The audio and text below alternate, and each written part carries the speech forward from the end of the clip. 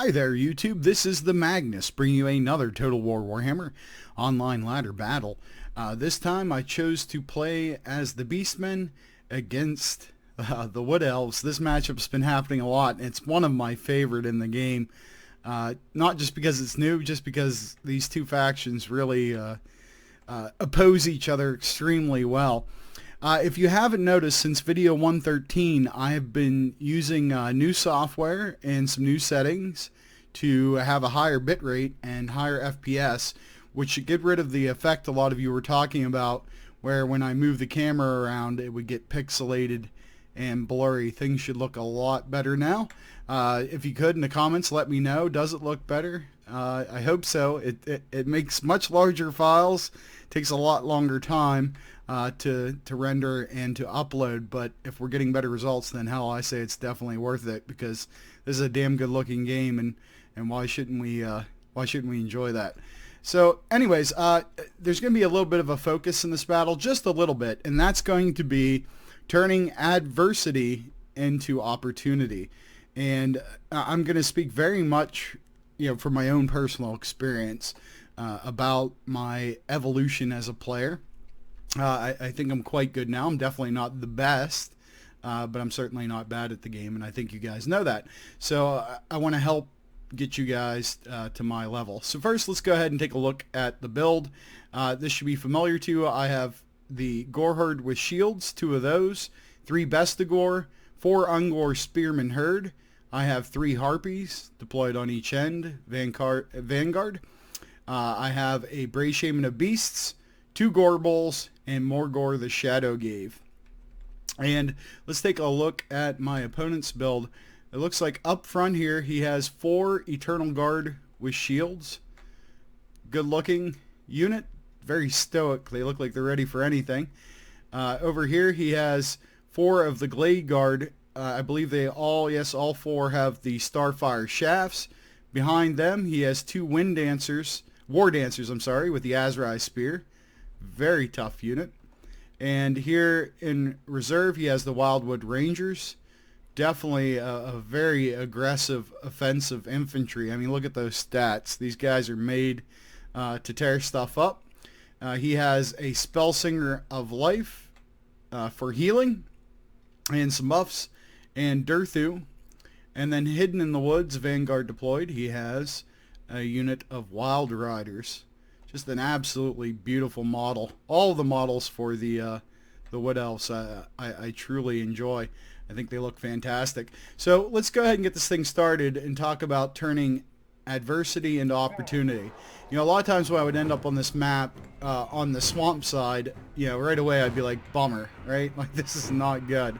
And that's certainly one way to see it. And the Wild Riders over here, let's talk about, he's got these guys. They're really good. I don't have cavalry in this build, but we're going to turn adversity into opportunity because we placed our units in a way that these Harpies were likely to find something in the woods. They do find it, and we're going to do some damage.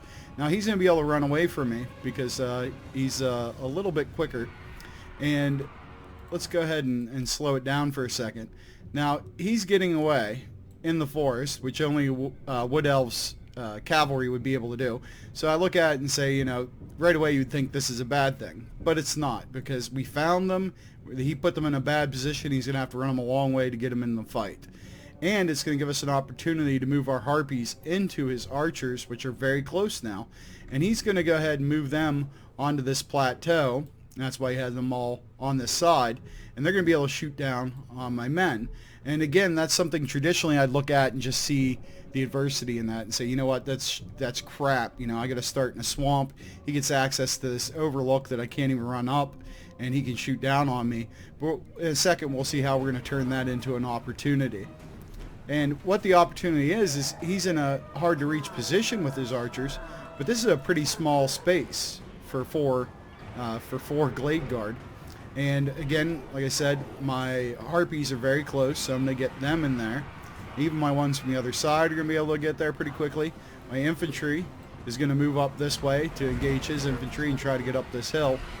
And here in a second, we're going to make an opportunity out of this. Already the Harpies are doing well. But what's going to help him out a lot is going to be Flock of Doom. So we overcast Flock of Doom, and we're going to get every one of his archer units here all in one blast.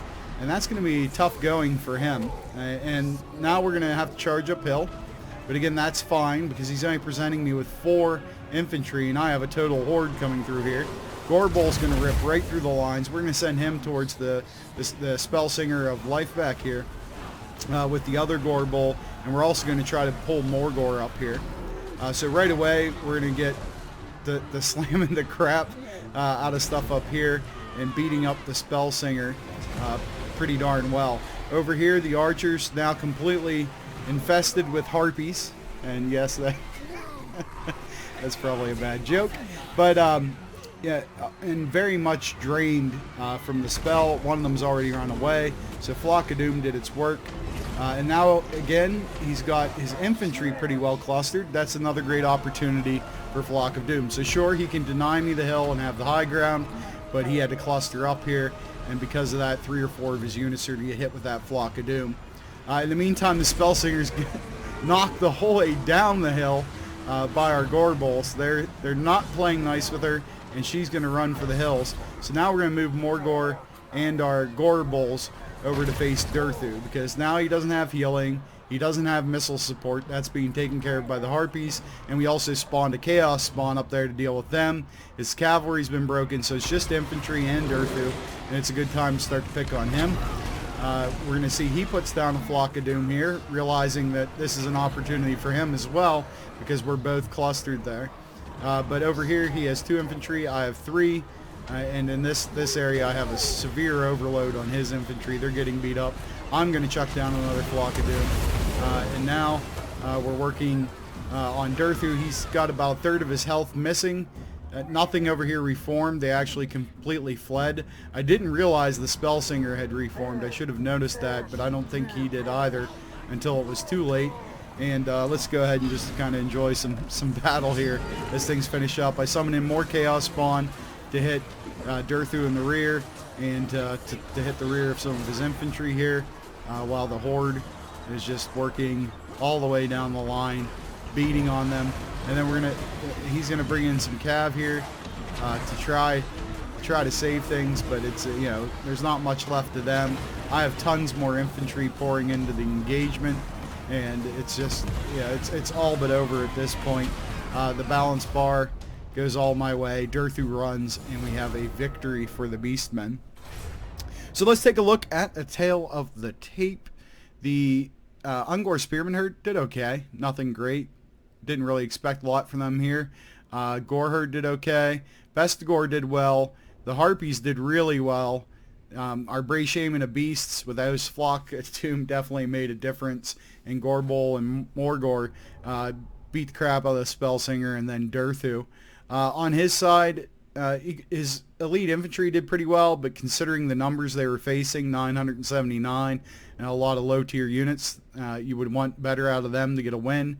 His archers were not particularly successful at all, thanks to Flock of Doom and our Harpies. His cav, not good enough for the price either. Spellsinger only got to heal once, maybe. And Durthu got 91 kills, so he was still effective. But in the end, he was finished. So good game to my opponent. If you enjoyed the battle, or if you learned something, please hit like, please hit subscribe. It's very much appreciated and helps grow the channel, which is good for all of us. And until the next time, this is the Magnus, and I'll see you on the ladder.